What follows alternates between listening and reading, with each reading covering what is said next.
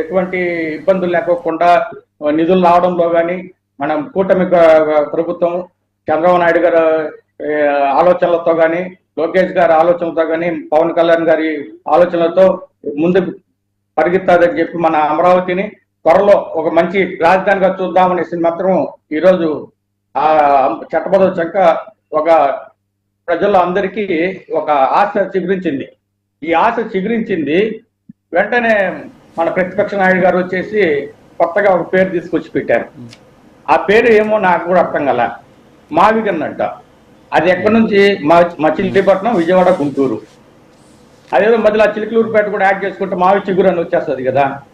విచిత్రంగా అసలు నిజంగా జగన్మోహన్ రెడ్డి గారు సలహాలు ఇస్తారో కానీ మంచి మంచి సలహాలు ఇస్తారు.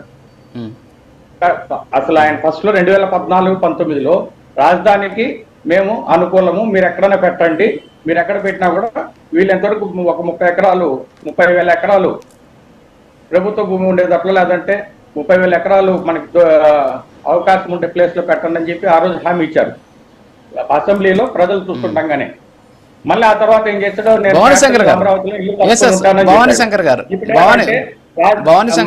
వచ్చిన తర్వాత 3 రాజధానులు అన్నాడు. భవానీ శంకర్ గారు చెప్పండి. భవానీ శంకర్ గారు, మీరు మీ ఎదురుగా ఏదో టీవీ ఉన్నట్టు దాన్ని చూసి మాట్లాడుతున్నారు.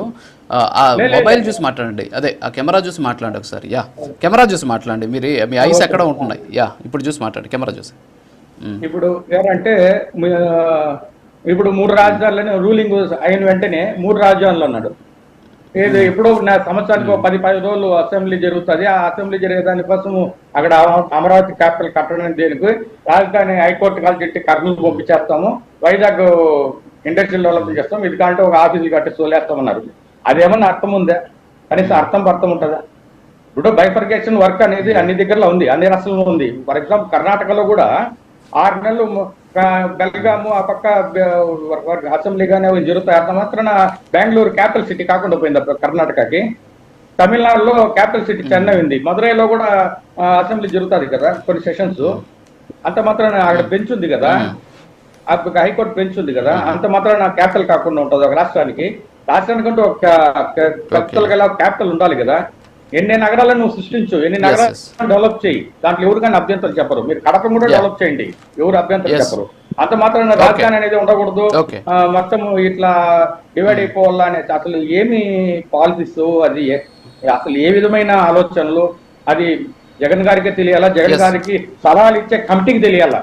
జగన్ గారి కానీ ఆయనకి ఇచ్చే కమిటీ సలహాలు ఇచ్చే వాళ్ళు ఎటువంటి సలహాలు ఇస్తున్నారో అర్థమే కాదు.